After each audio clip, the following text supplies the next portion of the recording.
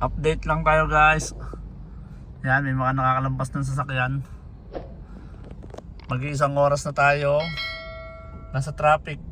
Alas 12 tayo nakarating dito. Then isang oras na tayo nata-traffic guys. Yan.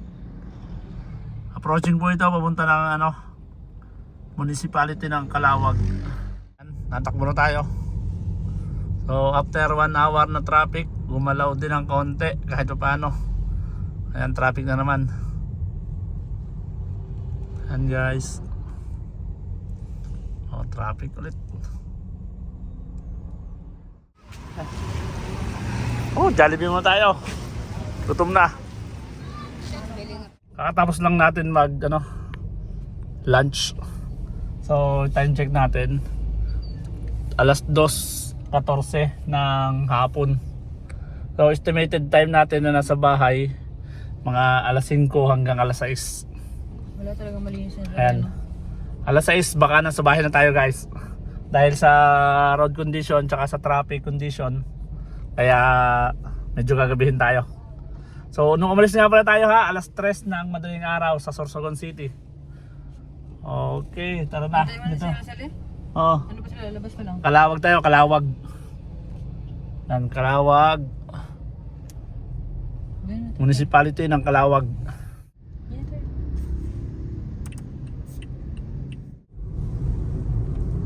Hindi po kami nakadaan doon sa bayan ng Lopez. Doon sa municipality nila. Dito tayo dumaan sa sa bypass road. Then ganito din yung sitwasyon ng bypass road, ay punong-puno. Napakaraming magbabakasyon ngayon pa Bicol at saka papuntang Visayas at Mindanao. Ay, traffic tapos ang bagal pa ng takbo ng truck. Ayan guys.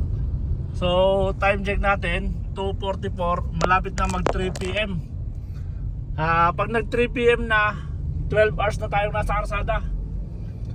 Pero nyo, ang bilis ng biyahe natin kaninang madaling araw hanggang Labo. Pagdating natin ng Labo, yon, sibula na ng mabagal yung takbo. Tapos maraming kasalubong na truck, madaming mga sasakyan. So yun guys, traffic mo. ingat-ingat na lang sa biyahe at saka magbaon ng kaunting pasensya. Sa road condition naman, nako, sobrang daming may butas na karsada. Doon kanina, napakasama ng daan. Oh, grabe. Guys, kasi ang haba-haba ng traffic. Kasi nyo sa likod ko. Hindi nagalaw yung traffic guys.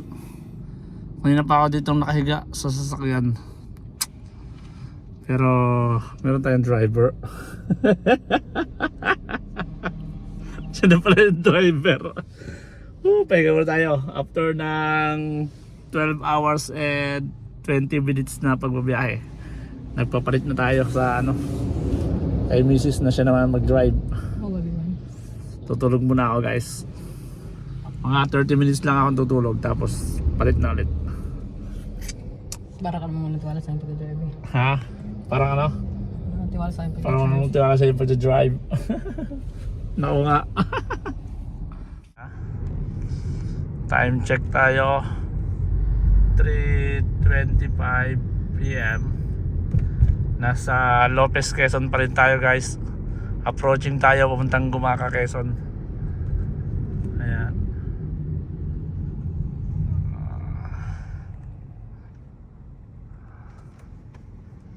Ilan yung odometer mo, Han? 39. 3960. Hindi, Okay. 396 kilometers. Ayan guys.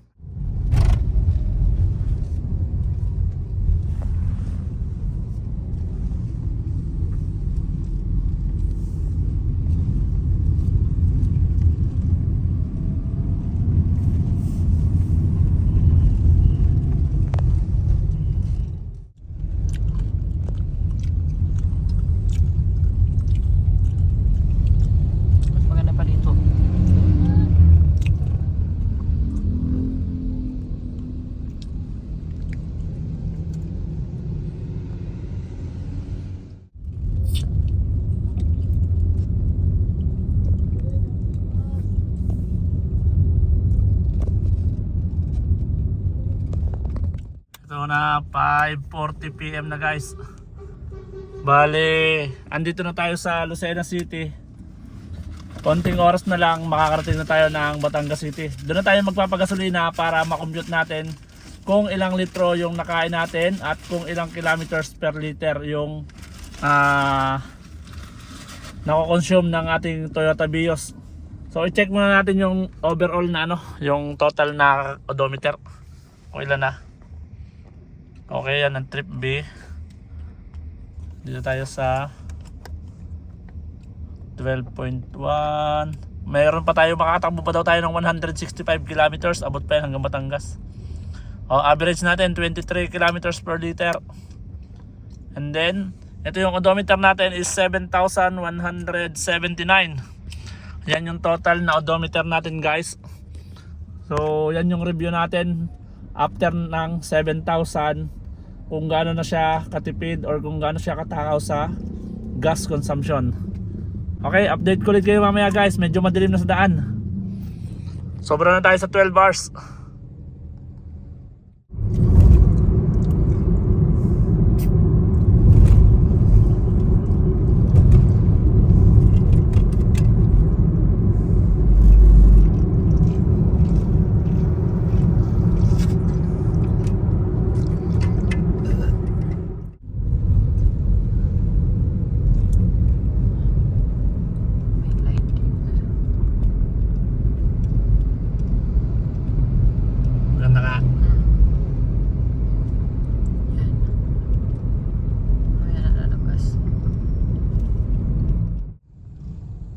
Nandito na po tayo sa San Juan,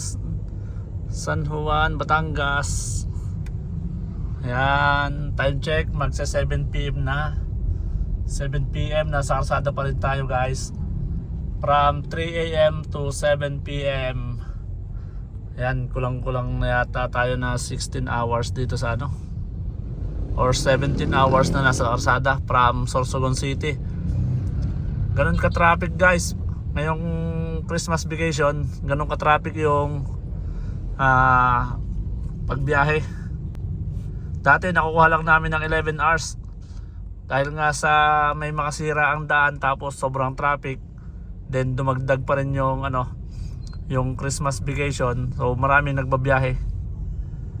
Ayan. Pusaryo na tayo guys. Ayan, diretso tayo ibaan. Ayan, 527 ang ating odometer.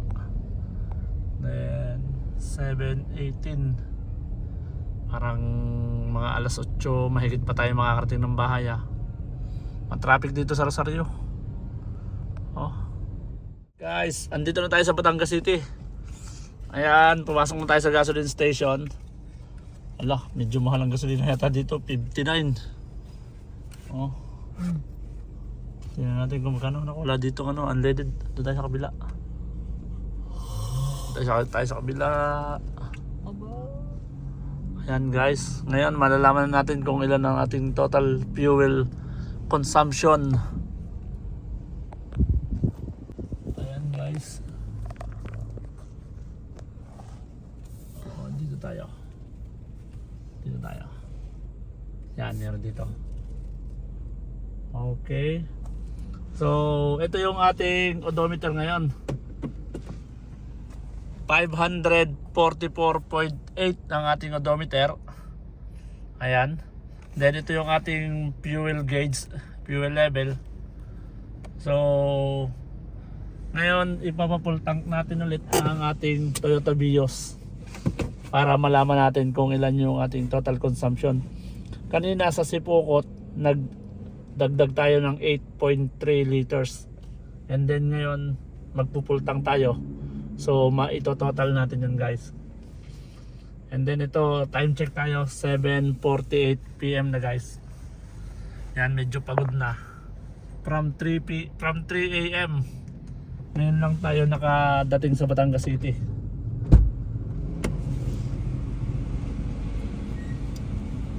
Ang ating sasakyan ay ikutan muna natin para makita natin ang itsura ng sasakyan kapag nagta-travel. Ayan guys, madumi, sobrang dumi.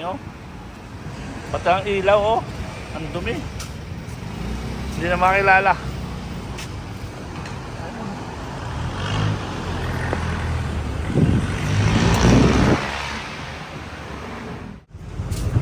$91. Automatic. Pagas tayo. Automatic lang. Ayan. Papagas na tayo.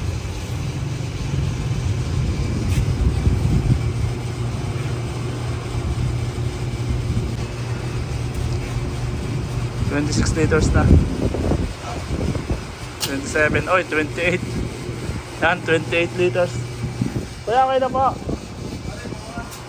Yan, 28 liters yung na-load natin ngayon.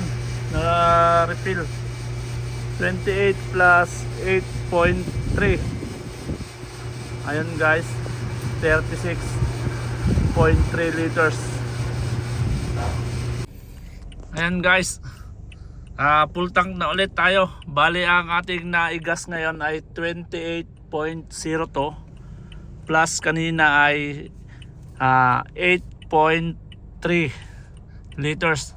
Nagre-range siya ng 36.32 liters. So ngayon, ang inabot ng ating odometer ay 544.8 kilometers.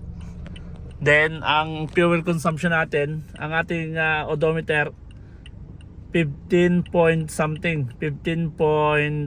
something na kilometers per liter. Dahil nga kasama na doon ang traffic at saka yung almost 17 hours natin na pagdadrive na dire-diretso. 17 hours na tumatakbo yung makina.